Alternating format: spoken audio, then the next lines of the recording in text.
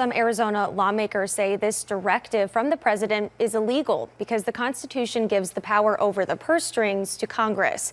And if Trump wants to pause funding Congress already appropriated, that's an action that requires a legislative process, not an executive order. Phoenix Mayor Kate Gallego says the city's police and fire departments could collectively lose more than $35 million because of the potential federal funding freeze. Arizona receives tens of millions of federal dollars that go toward public safety efforts that help crime victims, stop the flow of illegal drugs and human trafficking, and beef up border security. Congresswoman Yasmin Ansari says federal grants that support hiring programs for law enforcement agencies across the state are also at risk of being defunded.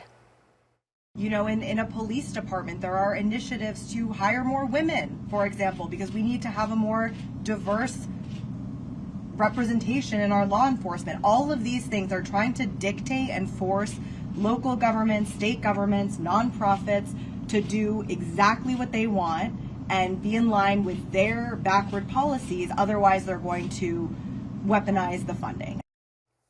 I reached out to several Valley police and fire departments today, and I just heard back from the Peoria Fire Department. They say federal dollars support training and equipment for their hazardous materials and terrorism programs. And this possible freeze has put registration for a Homeland Security conference they plan to send firefighters to on hold. And equipment grants they just got are now under review again. Other departments told me they're looking into this or don't know if this will impact them now that the president's budget office rescinded their memo. Lots of confusion certainly lingers tonight after all of the back and forth. Live in studio, Micaela Marshall for Arizona's Family.